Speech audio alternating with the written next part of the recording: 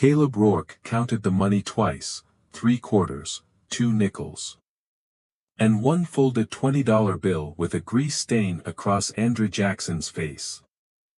After 68 years on the same piece of High Plains dirt, that was all the cash left in his house. At 9 o'clock the next morning, First Prairie Bank would take Sage Creek Farm. But before Caleb slept, he walked out to the north pasture to close one broken gate. And in the deadest strip of alkali ground on the whole property, he found a blue flower glowing in the dust. The kitchen smelled like old coffee, hot wood, and the kind of dust that never truly left a farmer's house. Caleb sat under a yellow porch bulb that had been moved indoors years ago because it was cheaper than replacing the ceiling fixture. His hands rested flat on the table, heavy and cracked, the knuckles swollen from a lifetime of fence wire, tractor bolts, and calving chains. In front of him lay the foreclosure notice. The paper was clean, the signature was not. Wes Holloway, senior loan officer, had written his name in the kind of smooth blue ink that made bad news look official. Caleb read the first line again, though he had memorized it 3 days earlier. Failure to cure, default. That was what they called it when the rain quit, the wheat failed, the hay burned brown before July, and the soil turned white with mineral crust. A failure to cure. The phrase almost made him laugh. For 4 straight years, the weather had broken every promise it made. Spring storms split around Sage Creek as if the farm had done something wrong. The old irrigation well had dropped 30 feet, then 40. Then, the county lab confirmed what Caleb had already seen with his own eyes. The water table was pulling up dissolved salts. Sodium. Borates. Alkaline dust. The land was poisoning itself from underneath. By June, the north pasture looked as if someone had spilled flour across the earth and baked it in place. Nothing rooted there. Not bindweed. Not cheatgrass. Not the tough gray weeds that usually grew out of anger. Caleb had cut back everything. Sold the last 2 good heifers. Parked the combine. Cancelled the seed order. Turned off the freezer in the mudroom. His wife May would have called that the saddest sound in the house, not crying, not thunder with no rain, the click of an empty freezer going quiet. May had been gone 6 years.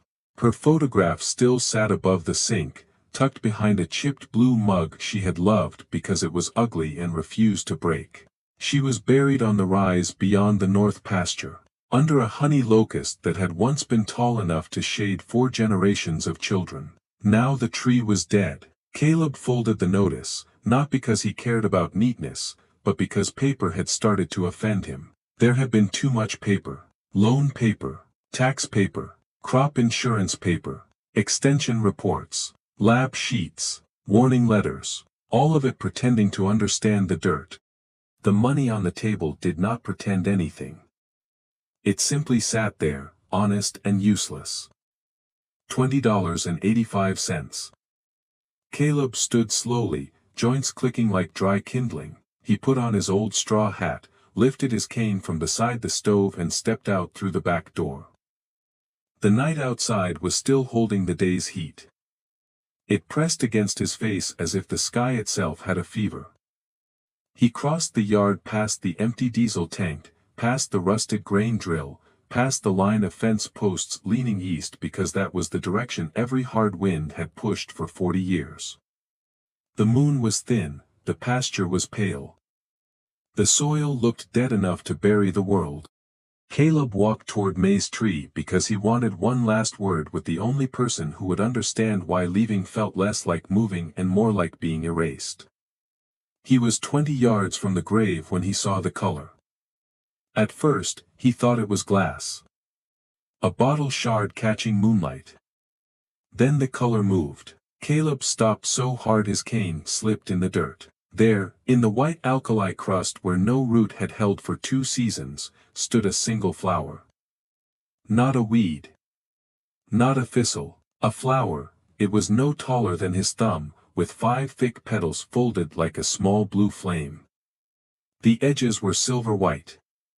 Copper lines ran through the petals like tiny veins. At the center, a clear bead of sap glowed faintly, not bright enough to light the ground, but bright enough to make Caleb wonder if his eyes had finally begun lying to him. He lowered himself to one knee. The soil around the stem was the impossible part. For 2 feet in every direction, the crust was gone, the dirt was black. Not damp on top, damp all the way through. Caleb pressed 2 fingers into it. The ground gave softly, the way living soil gives when it is full of roots and worms and thyme. He lifted a handful to his nose. It smelled like the first rain after a long, mean summer. Caleb's throat tightened. "May," he whispered, "what did you send me?" The wind moved across the pasture. The flower did not bend. Caleb did not go back to bed. He sat in the barn until dawn with a thermos of cold coffee, his old 12-gauge leaned against the feed box, and his eyes fixed on the north rise through a missing plank in the wall. He was not a superstitious man. He had buried calves in snowstorms, cut his own stitches with a pocket knife, prayed only when machinery came apart with someone's arm too close to the gears. But something about that little blue flame in the poisoned ground made him feel as if the land had finally opened one eye. At first light, he took a mason jar, a spoon, and the last soil test kit the county extension office had given him for free because everyone knew he could not afford another lab bill. By the time he reached May's grave, the one flower had become 23. 23 blue flames, clustered in a tight patch around the dead honey locust, each one shining with copper threads. The dark soil had widened overnight from a circle the size of a washtub to a patch nearly 12 feet across. Caleb forgot how to breathe. He scooped dirt from inside the circle, then dirt from just outside it. The difference was obscene. Outside the ground broke into chalky plates, inside it clumped around his fingers like cake. He ran the cheap pH strip with trembling hands. The outside sample flashed purple at the top of the chart. 9.6. The inside sample turned the soft green of ordinary farmland. 6.7. A poison pasture had healed itself before breakfast. Caleb stood there for almost a full minute, holding 2 pieces of paper that proved more than any banker's notice ever had. Then he turned and walked as fast as his knees allowed. He needed Dr. June Mallory. June had retired from the state university 3 years earlier and moved back to Dry Fork County with 2 greenhouses, 11 cats, and a reputation for making grown men feel stupid in complete sentences. She had studied soil microbiology for 38 years, more importantly, she had known Caleb since he was 15 and too proud to admit when a bull had thrown him over a fence. At 7:14 a.m., Caleb called her landline. At 7:42, June's red pickup bounced into his yard, dragging a plume of dust behind it. She climbed out wearing rubber boots, canvas pants, and an expression that said she had been interrupted before finishing breakfast. "Caleb," she said, "this had better not be another dead patch shaped like a saint. Leave your phone in the truck." That made her stop. "Why?" "Because if I'm wrong, you can laugh at me without evidence. If I'm right, somebody richer than us is already looking." June stared at him. Then she shut the truck door, locked the phone inside, and followed. The moment she saw the flowers, her face changed. Not surprised. Not delighted. Afraid. She approached the patch the way a person approaches a wild animal that has not decided whether it is wounded or holy. She crouched, took out a hand lens, and examined the nearest bloom. "Legume structure," she murmured. "Maybe. But the petal tissue is too dense." She scraped the stem with a sterilized blade. A thread of silver sap appeared. June froze. "Don't touch that." "I already touched it." "Of course you did. She dug a plug of soil from the dark patch, smelled it, crumbled it, then opened the little field meter she had carried out of habit for half her life. The meter beeped once. Then again. Her mouth opened slightly. Electrical conductivity just collapsed. In English. The salts are gone, Caleb. Gone where? June looked at the blue blooms. I think they're eating them. Caleb let out a breath that sounded almost like a laugh, but there was no joy in it yet. Only shock. June stood slowly, eyes still locked on the flowers. This is not just a plant. If this organism is converting alkaline salts into usable soil chemistry, it could repair land everyone has already written off. Not in years. Not with $1 million of gypsum and drainage. She swallowed. Overnight. Caleb looked toward the farmhouse. The foreclosure notice sat somewhere on his table like a snake in clean paper. My land belongs to the bank tomorrow. June turned sharply. What time? 9. Before she could answer, another sound came from the driveway below. Not June's pickup. A smoother engine. Expensive tires on cheap gravel. A black electric SUV rolled past the mailbox and stopped beside the empty diesel tank. 2 people got out. One was Wes Holloway from First Prairie Bank, sweating through a gray suit that had never been meant for farm calls. The other was a woman in a bone-colored jacket, dark sunglasses, and shoes that sank immediately into the dust. She did not look uncomfortable. She looked as if dust had signed a non-disclosure agreement and failed to obey it. June whispered one word. Verdant. Caleb glanced at her. Who? Verdant Axis Biotech. They buy distressed farmland, strip the water rights, and patent whatever survives. The woman looked up toward the north rise. Not searching, knowing. Caleb felt the skin tighten along the back of his neck. They walked down to meet them near the barn. Wes Holloway cleared his throat. Caleb, I know this is difficult. No, Wes, digging a calf out in March is difficult. This is just ugly.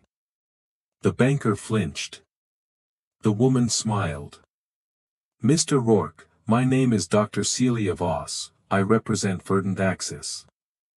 She offered her hand. Caleb did not take it. Voss let the hand fall as if she had expected nothing else. My company has entered a purchase agreement with First Prairie Bank for this property, effective immediately after foreclosure. Why would a biotech firm buy a failed wheat farm? Research. Into what? Land recovery. Caleb looked at Wes. The banker stared at his shoes. Voss turned her sunglasses slightly toward the north pasture. You have until tomorrow morning to remove personal belongings. The structures will be secured after legal transfer. It is not tomorrow morning. No, she said. But it is over. Caleb stepped closer. The old man's voice lowered until even June had to lean in to hear it. You saw something from the sky. For the first time, Celia Voss stopped smiling. Not much. Just enough. Mr. Rourke, satellite agricultural data is a complex field. That means yes. June moved beside him. Multispectral bloom signature, thermal variance. Moisture inversion inside a dead salt field. Voss removed her sunglasses. Her eyes were pale and flat. I do not know who you are, ma'am, but I would suggest you avoid trespassing on property that is about to belong to my client. June gave a small, dangerous smile.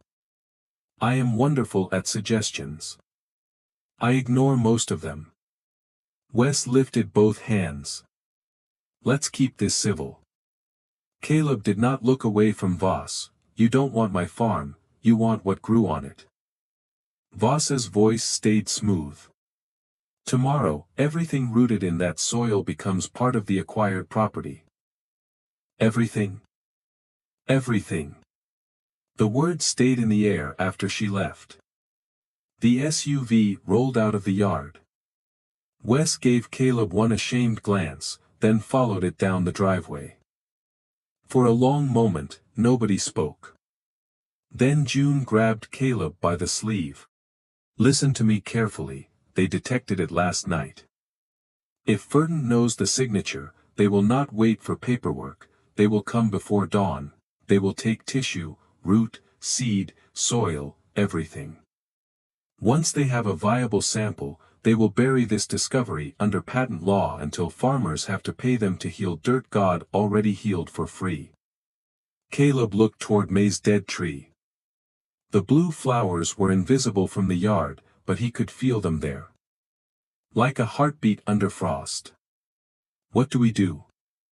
June's answer came fast. I need sterile containers, cold storage, root trays, nutrient medium, and a lab that still answers my calls. We document everything, we sequence everything. Then we publish it openly before Verdant can claim discovery. You can do that tonight? No. Caleb's face fell. June lifted one finger. But I know 12 graduate students who owe me favors, and 3 of them still fear me. That afternoon, Sage Creek Farm became busier than it had been in years.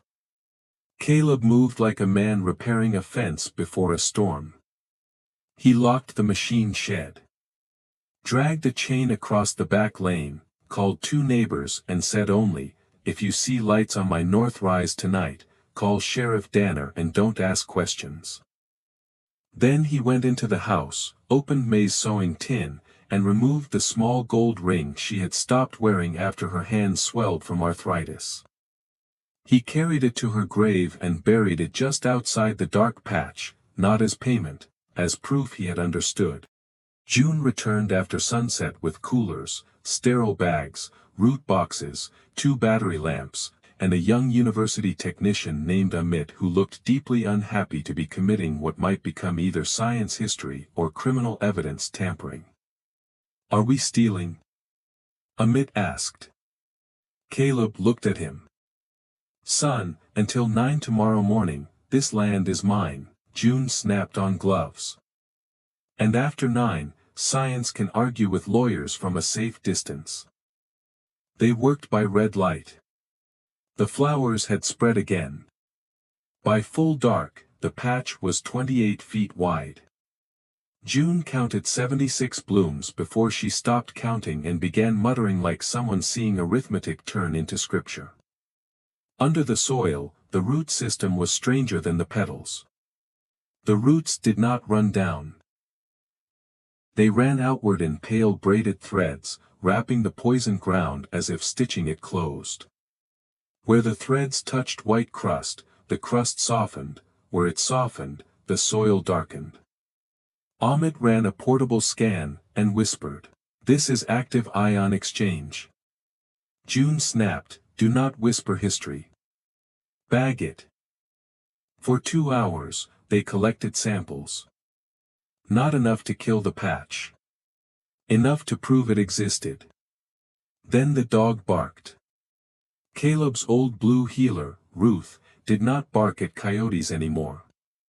She was too deaf and too wise. But now she stood facing the back lane, hackles raised, teeth showing in the dark. June killed the lamp. Headlights appeared beyond the windbreak. Not on the driveway, behind the pasture. 3 white trucks rolled slowly through the old service road, lights off now, engines low. Caleb felt no surprise. Only a cold, clean anger. Verdant had come early.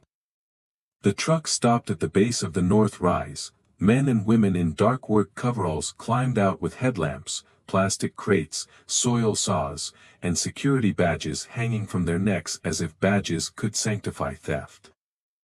At the center of them stood Celia Voss. She did not look toward the farmhouse. She looked straight at the flowers. June whispered, "We have to go." No, Caleb said. We have enough. They don't. Before June could stop him, Caleb walked down the slope into the sweep of the headlamps. A security man raised a hand. Sir, step away. Caleb kept walking. Celia Voss looked annoyed, not frightened.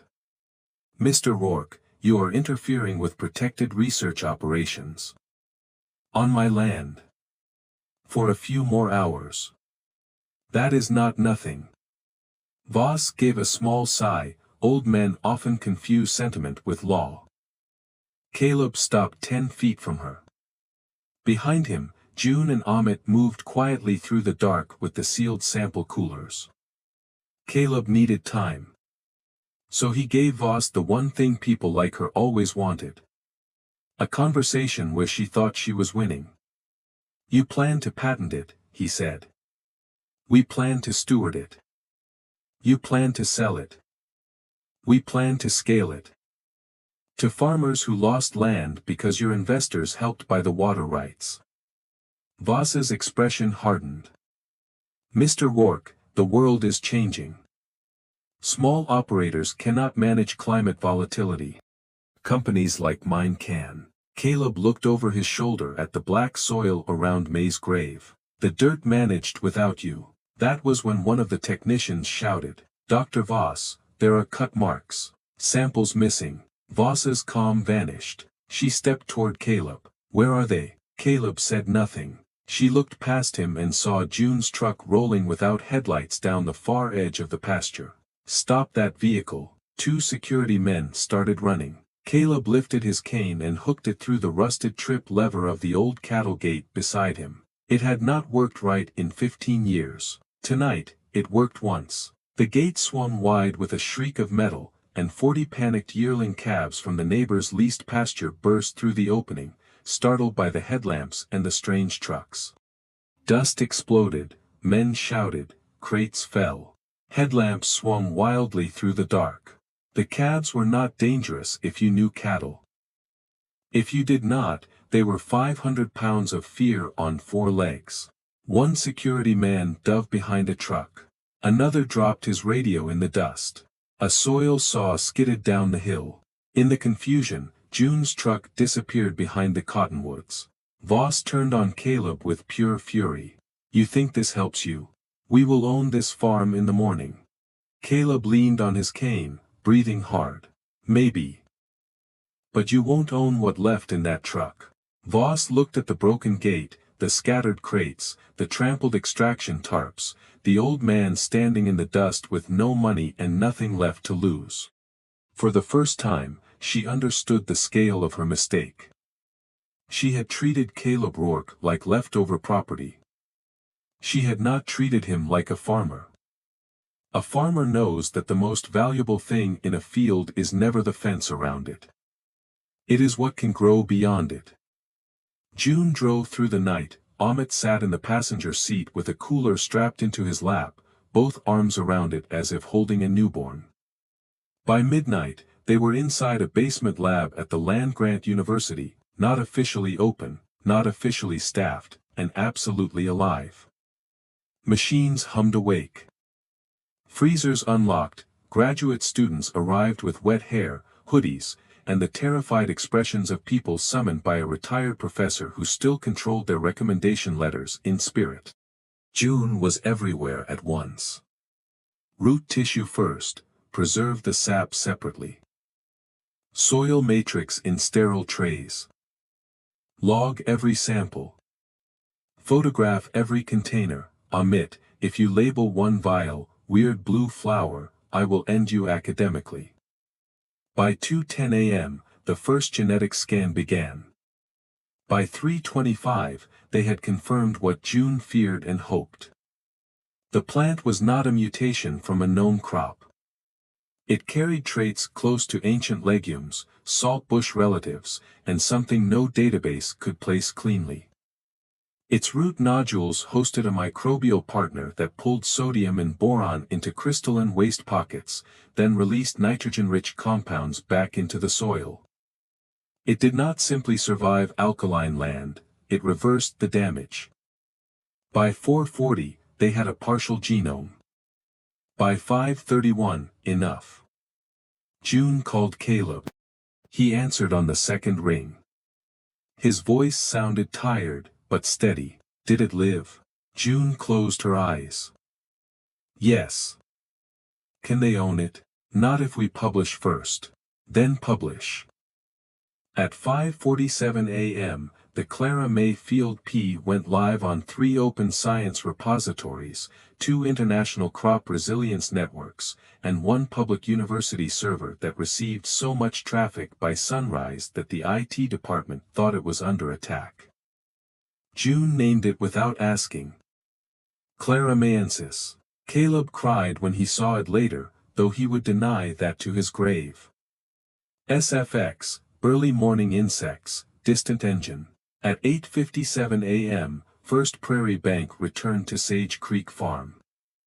This time, Wes Holloway came with Sheriff Danner, a deputy, a locksmith, and Celia Voss in a clean black suit that looked sharpened overnight. Caleb sat on the front porch in a white shirt, suspenders, and the dark brown coat he had worn to May's funeral. The $20 bill and 85 cents were in his pocket, not because they mattered. Because they were the whole ridiculous measure of what paper thought a life was worth. Sheriff Danner removed his hat. Caleb, morning, Ray, I'm sorry, I know. Wes Holloway opened his folder with shaking hands. At 9 o'clock, title transfers pursuant to, Celia Voss cut him off. Where are the biological assets? The sheriff frowned. The what? Caleb looked at her. You mean the flowers? They were present on this property yesterday. They were removed in bad faith before foreclosure. Caleb leaned back in the chair. You mean while the farm was still mine? Voss's mouth tightened. You do not understand what you have interfered with. I understand dirt. No. You understand nostalgia. My company could have developed that organism at global scale, you mean sold it. Controlled distribution is not greed, it is responsibility. Caleb stood slowly. His knees hurt, his hands shook. But his voice did not. Lady, I have watched responsibility arrive in white trucks, buy wells, write contracts, and leave families with auction numbers pinned to their tractors. You don't get to rename ownership and call it mercy. Voss stepped onto the porch. If you transferred proprietary biological material to Dr. Mallory, we will sue both of you. We will obtain injunctions. We will seize every lab record. Caleb pulled an old phone from his coat pocket. The screen was cracked in 3 places. The case was held together with electrical tape. He tapped once, then held it out. Voss did not take it, so Caleb turned the screen toward Wes, the sheriff, the deputy, and the locksmith. There it is. Wes squinted. What am I looking at? Caleb said, public release. Full genome, propagation notes, soil chemistry, photographs, time stamps, lab witnesses. The deputy leaned closer. Posted when? 5:47 this morning. Celia Voss went very still. Caleb looked at her. Before 9. For a moment, the only sound was the wind moving across land that was no longer legally his. Voss's eyes moved across the screen. Open Crop Ledger, University Mirror, International Arid Land Recovery Network. Downloaded in Manitoba, Morocco, Chile, Spain, India, and Australia before breakfast. June had not just published the plant, she had scattered it. Everywhere. Caleb's voice was quiet now. You can buy the farmhouse, you can buy the well. You can buy the fence posts and the machine shed and the dead pasture. But you cannot patent a thing the world already knows how to grow. Voss looked up, her face was pale. That organism was worth billions. Caleb nodded. I expect it still is. Then why give it away? He looked past her, toward the north rise where May's tree stood dead above a circle of disturbed earth. Because I know what happens when one person owns the only rain cloud. The sheriff cleared his throat. I don't know much about genomes, Dr. Voss. But I do know this. If Mr. Rourke removed something from his land before transfer, and nobody has a court order saying he could not, I'm not arresting him for gardening. Wes Holloway looked as if he might faint. Voss handed Caleb's phone back with 2 fingers, as though it were contaminated. This is not over. Caleb took the phone. No, he said, it just isn't yours. She left without another word. The SUV threw dust across the yard as it sped away. At 9:03, Wes Holloway finished reading the document nobody on the porch wanted to hear. At 9:07, Caleb Rourke handed over the keys to the house where he had been born, where May had made biscuits every Sunday, where his daughter had measured her height in pencil marks behind the pantry door. He did not kiss the door frame. He did not take a jar of soil. He did not look back longer than he could bear. June waited at the end of the driveway in her red pickup. Amit sat in the back seat asleep against a cooler. Caleb climbed in slowly. June studied his face. You all right? Caleb reached into his pocket, pulled out the $20 bill and the coins, and set them in the cup holder. For gas. June looked at the money, then at him. Then she laughed once, and it broke the sadness open just enough for both of them to breathe. In the months that followed, Verdant Axis filed motions, letters, threats, and claims. Most died under the weight of the timestamps. Some lasted longer. None stopped the seeds. The Clara May organism did not work everywhere. June said no miracle respected lazy science. It needed the right soil, the right microbial partner, careful propagation, and farmers willing to learn it instead of worship it. But in the places where alkaline salts had killed fields for generations, blue flames began to appear. First in a test plot outside Hayes, then in a reclaimed barley field in Spain, then in a dry basin in Rajasthan where women carried the first blackened handful of healed soil to a temple and left it there without asking permission from any company on earth. Within 3 years, more than 280,000 acres of damaged land entered recovery trials. Not saved in one day, not magically restored, but breathing again. And every public database carried the same credit line: original field discovery, Sage Creek Farm, Dry Fork County. Caleb Rourke and Dr. June Mallory.